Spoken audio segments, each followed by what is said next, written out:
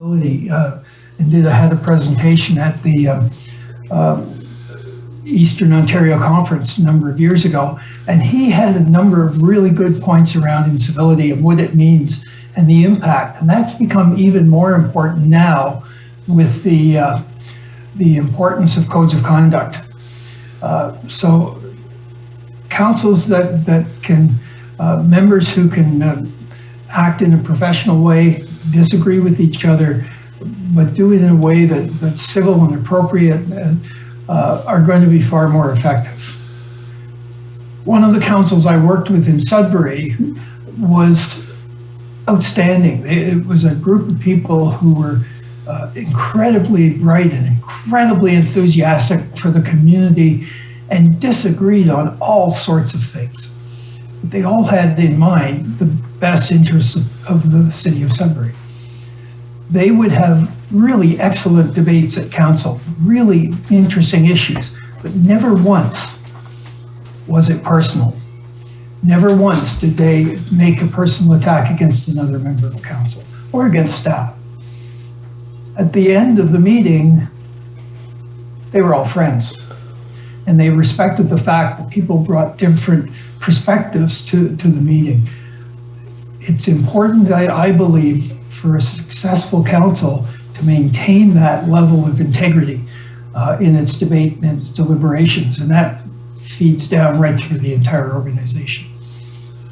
I'm going to spend a few minutes on confidentiality. It's really important, it's really significant for municipalities. Members of council know a lot of confidential information. We'll talk about that in just a few minutes. I then want to spend a few minutes on personal responsibilities. I'm going to give you 3 different examples of what that means in the context for a member of council. So let's move through some of these.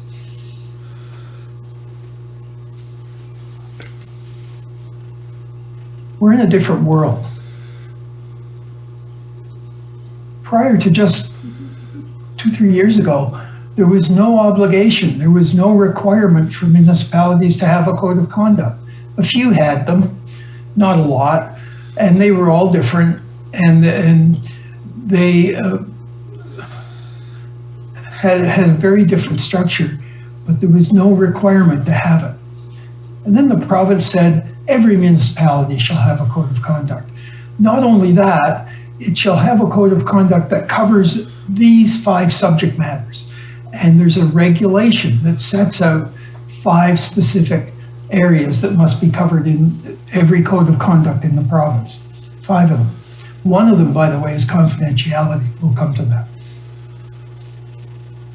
The province not only said every municipality shall have a code of conduct for members of council, but it must appoint an officer called an integrity officer, an integrity commissioner, not IC. If I refer to IC, that's what I'm talking. And the integrity commissioners that were in place before the province mandated the requirement to have these, basically it was an investigative role. Investigated complaints that were received and made recommendations to council. That's still the case. That still is in place, but it's been expanded. The integrity commissioner is also obligated to educate members of council on the code and on other ethical documents within the municipality. Further expanding the powers is the ability of members of council to ask an integrity commissioner for an opinion. That request has to be made in writing, and the integrity commissioner is obligated to answer in writing. So these 3 functions, if you will, have become the mainstay for integrity commissioners around the province. There's now an association of integrity commissioners. And there's a vast difference amongst how integrity commissioners operate and what they have recommended to be in codes of conduct. I'm a big believer that you keep it simple, you keep to the regulatory requirements, and I'm a big believer that ICs need to spend a lot of time educating council and educating the public. we've seen a considerable change in the number of requests received for code of conduct violations because it's simple to do, frankly. It simply requires a process to begin, a request to the IC to investigate conduct of a member of council. And we'll see in a minute how that ties into the changes to the Municipal Conflict of Interest Act, which has also come under the authority of the Integrity Commissioner. We're seeing a very different world. I was at a municipality the other day, and they have yet to have a complaint under the Code of Conduct. They just haven't had one. Council, lots of disagreements, but they work together, and they're respecting each other's opinions. That's really positive, and that's good news.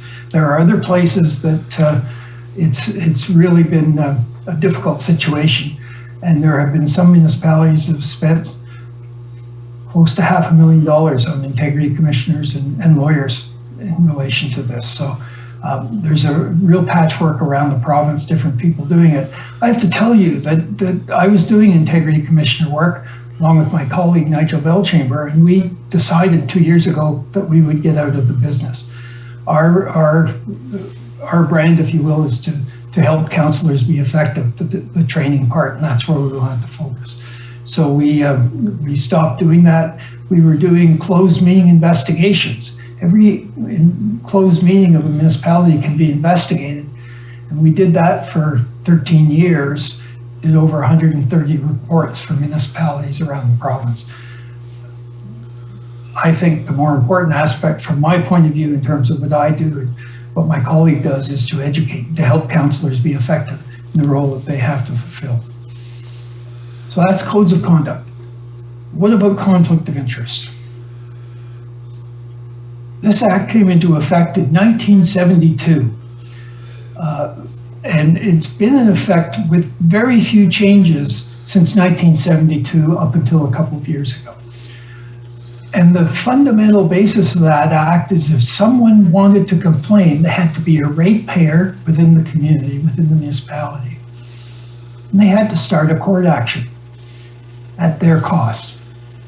You can imagine the impact that has.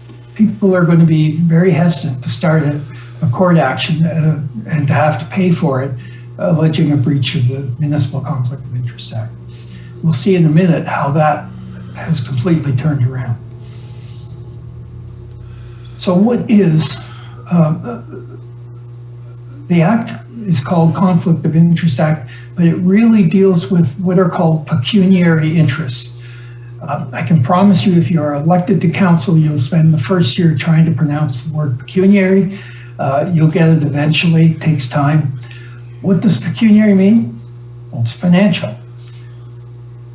It's financial. Is there a possibility of a financial interest in a matter that's coming before council?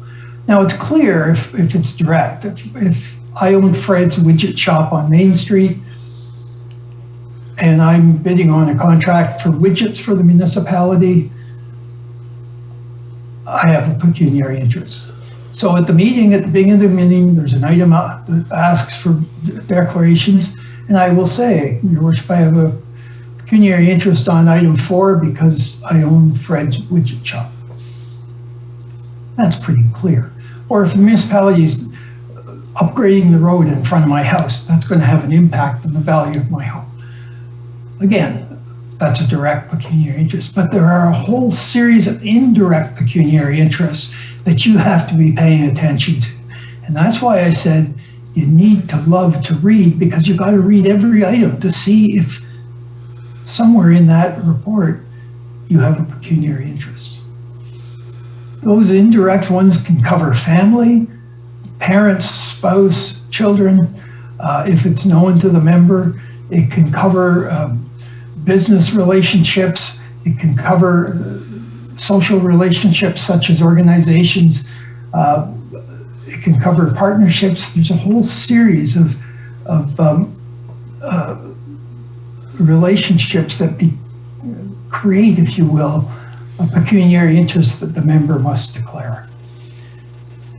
Historically, the member would declare, just as I did at the beginning of the meeting verbally, that I have a pecuniary interest in the general nature of I own Fred's Butcher Shop. 2 years ago, that changed. That rule still is there, hasn't changed. But now, as a member, I must file in writing with the clerk my declaration. Same wording, use exactly the same wording.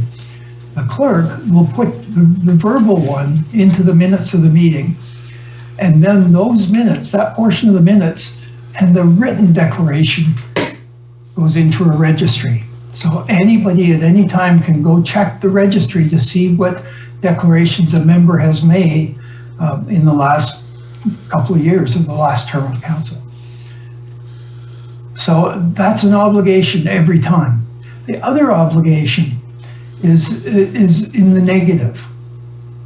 If you have a pecuniary interest, you cannot participate in the debate when it's at council.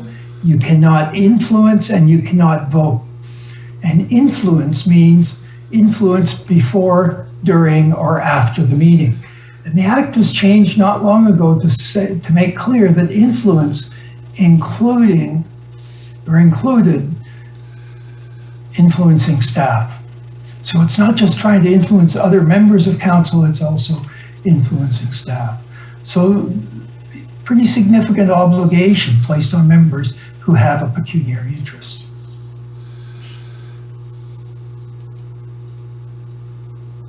So what are the rules now around someone wanting to complain? Well, the old rule's still there. If I believe someone has breached the Act, I can bring a court application. But what is now available is the ability for a person, and it used to be a ratepayer. It was very narrow who could ask, but that's been expanded now to a group beyond just ratepayers. It's a much bigger, much larger group. I can now go not only to court, but I can file a complaint with the Integrity Commissioner, and that begins the process. The Integrity Commissioner will eventually determine if the matter should go to court or not. Not surprisingly, the number of complaints under this legislation has grown significantly in the last couple of years. And here's the key. Costs are borne, costs the Integrity Commissioner and court, if there is court, are borne by the municipality. That's significant. That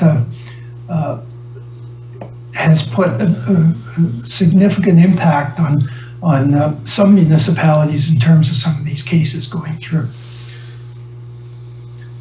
I missed one point in my notes. This ties into the code of conduct, but I think it's worth mentioning. There's currently a bill before the provincial legislature, and let me get the name right. It's called Stopping Harassment and Abuse by Local Leaders. The Stopping Harassment and Abuse by Local Leaders Act 2022. And it says that if a council believes that a member of the council is harassing or abusing other people, could be other members of council, could be staff, could be the public, council can, by passing a resolution, direct the Integrity Commissioner to make an application to court to request that the member be removed from office. That's currently before the legislature.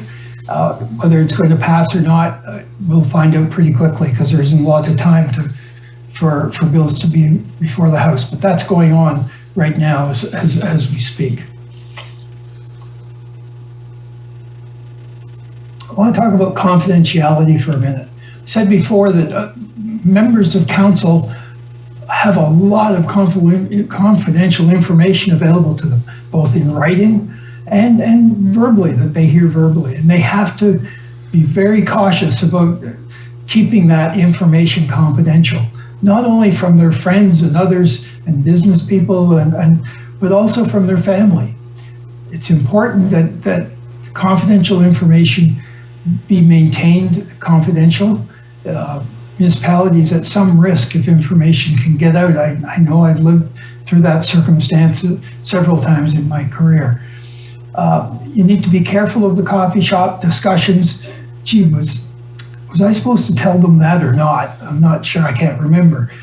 Many municipalities for years, when they did hard copies of the agendas, used color paper for closed meeting agendas and reports. Why?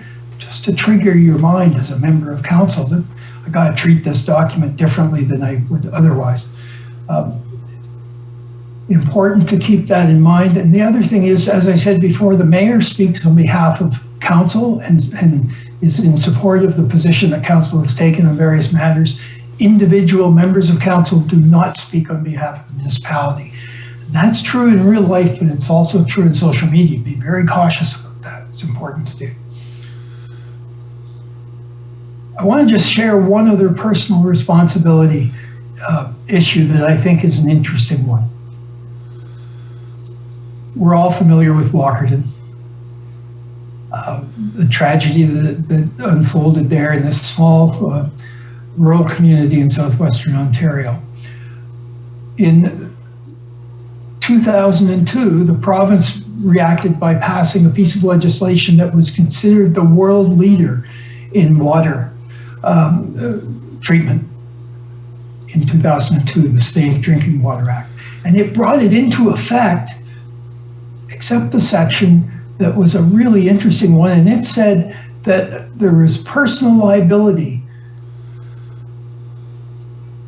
for decision makers within the organization. Who are the decision makers in the municipality? Members of council, senior staff, water operators. And so we didn't frankly pay much attention from 2002 on until the summer of 2012 at the Association of Municipalities Ontario conference. The province said this is coming into effect in January. And frankly, we scrambled. I had the opportunity to do a lot of training around council's responsibility and what members of council have to do around this act. And it came into effect. Ironically, or interestingly, within a month of that coming into effect, a chief water operator in a municipality, southwestern Ontario, was found guilty, was sentenced to 30 days in jail. And that, I spoke to the mayor of that municipality, and his response was, had this section been in effect as those charges went through the courts, council members would have been in the same position as the water operator. So you need to, it's just an example of your personal responsibilities and how you need to be trained to deal with some of the issues around delivering potable water. You've got to get it right. It's really significant. It's really important. It's a matter of health and safety. The penalties in that act are significant. And the likelihood of a member of council being covered and protected by your insurance policy, it's not going to happen. You may very well be there on your own. You need to look at that. So you need to be trained, understanding what the training is, and understanding how you deal with these issues when they come to council. It's just one more example of the severity and the importance of the role that members of council take on within the community as part of this leadership role. Okay, let's sum this up quickly. You need to understand the role for which you've been elected. What am I there to do? What is the expectation that people have? What's the expectation that the organization has and that the public has? How do I perform in that role in an effective way? Powers rest with council, not with council members, but with council. You're not a manager. You're not entitled to micromanage, and you need to be cautious about that. You need to be well trained, and you need to have a sense of your personal obligations as a member of council. It's a significant decision to take on this role. I have huge respect for members of council. They have a huge workload. They have a lot of technical decisions to make, and they need all of the help they can get from staff and from their committees and others to help them make good decisions. It's a family decision. I urge you to talk to your family and what it means and the impact of it. You better love to read and you better love meetings, because that's going to be a large part of your life, as well as interacting with the public that you represent. It says congratulations. Anyone who thinks of running for a public office deserves congratulations, whether you decide to run or not. It's a significant step, and I think it's really important for your community. Let's end the PowerPoint there, and maybe we can get, some questions came in advance, and I can deal with some of them. I can't deal with all of them. So if you don't hear it mentioned, it's when I can't deal with. How can local government activities and events be proactively more transparent and accessible to its constituents? Well, you start, I think I covered this pretty well, but you start with your accountability and transparency policy, the open meetings and all those fundamentals, the policies that we listed through there, encouraging people to be on committees when you have openings on committees, and do those sorts of things as well. I'll reiterate again, local government is accountable and is transparent at a level well beyond what is true at the province or the federal government. In fact, there was, I don't know if it's still there, but for years at the provincial website, there was an acknowledgement that decisions at the province were done in secret at cabinet meetings, and they were not entitled to be made public. That's a very different environment than we live in terms of local government. Asked about time commitments, what expectations, how much extra time. The answer is lots. You need to expect that you're going to spend a lot of time doing this, taking on these responsibilities. I think I've differentiated the role between the head council and the council itself. They're very different roles.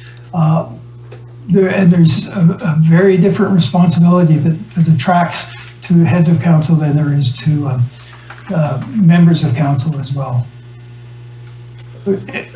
This is not within the scope of this, but let me just comment.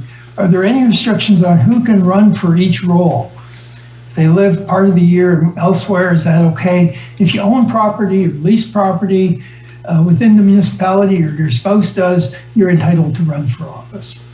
And as long as you keep that property, you're entitled to maintain your seat on the council.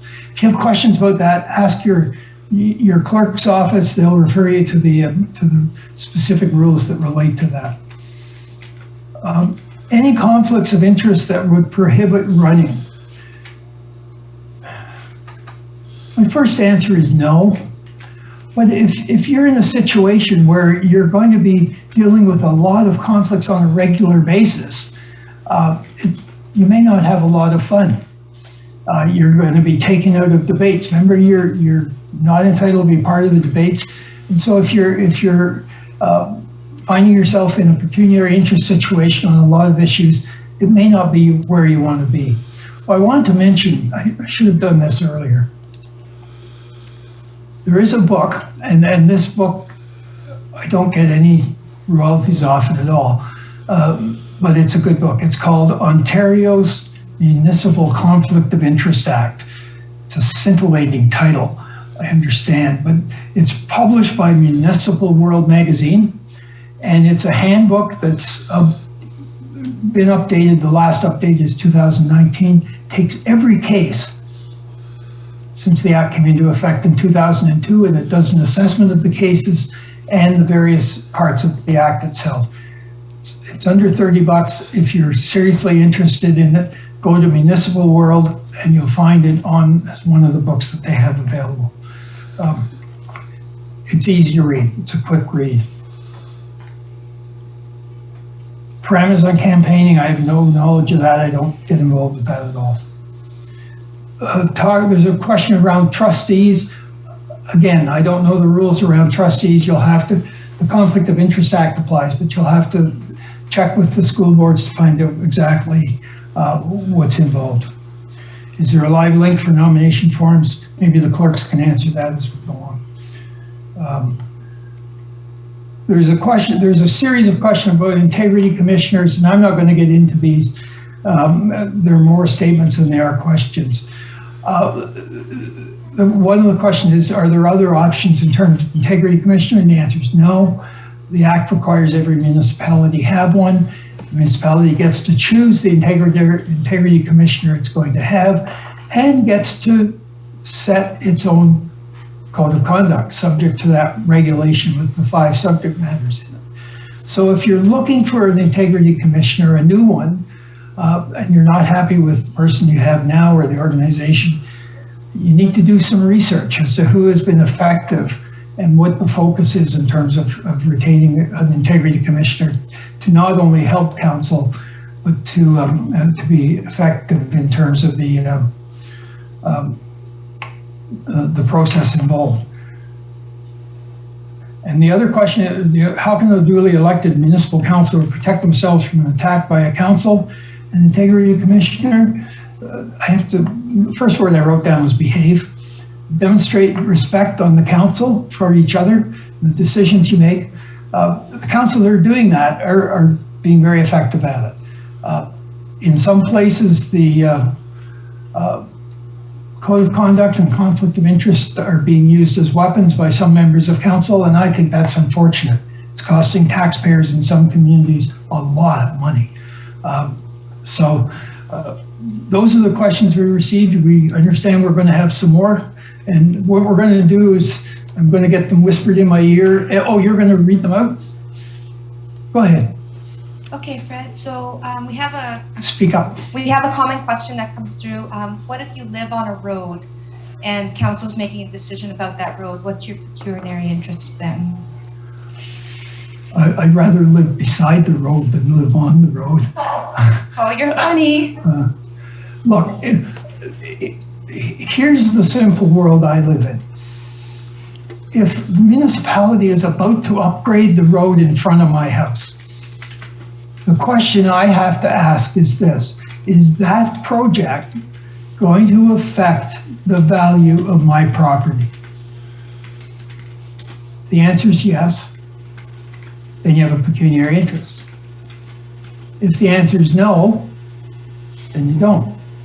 If the answer is maybe, I think you have a pecuniary interest. Not every road project is going to affect the value, but a lot of them do if they're doing major work on the road. One of the classic cases that came out was way back within the first couple of years in the 1970s, this act came into effect, and it was in Cambridge, Galt. And this new municipality called Cambridge was trying to decide which road was going to be the main road to Kitchener. So going to be this one over here or this one over here. And one of the members of council lived on this one over here. And guess which one he was supporting to be the main road to go to Kitchener? This one. And he succeeded until someone brought an application against him arguing that it had an impact on his property, and the court found that he did. So you need to look very carefully at the situation. If you are on council, one of the things you're able to do is ask the integrity commissioner in writing, must be in writing, and you will get an answer in writing to your question. It has to be detailed, it has to be specific. But you now have an opportunity. You can also go to your own lawyer and get an opinion as well. But that's what people had to do before. That was the only avenue that was open. The one thing you can't do, you cannot ask staff as a member of council whether you have a pecuniary interest. Staff can't answer your question. The courts have made that absolutely clear. And when I'm working with staff and training on this, I tell them that 2 words they need to understand is satisfy yourself. It's a personal obligation to the member. You now have the ability to go to the integrity commissioner or your own lawyer to get advice before you make a determination. Okay, Fred, we have another question. If you belong to a political party like a federal or provincial, can you run for municipal? Not a member, but belong to the party. Sure.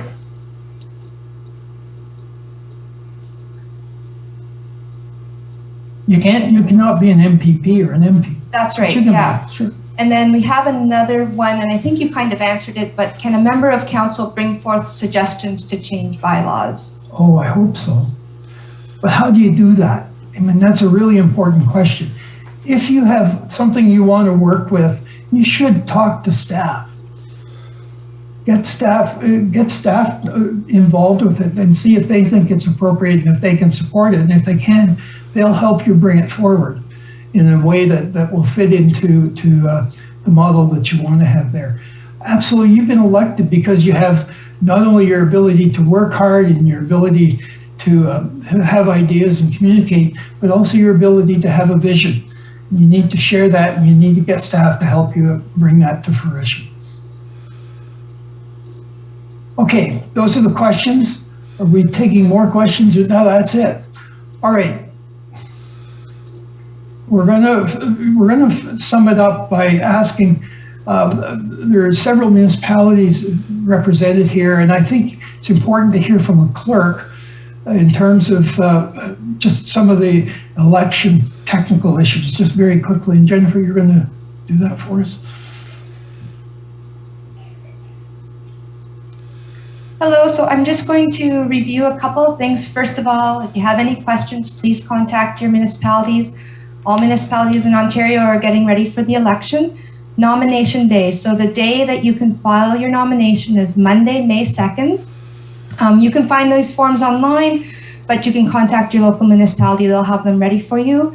The nomination period closes August 19th at 2 p.m. Okay, so it's very important to remember.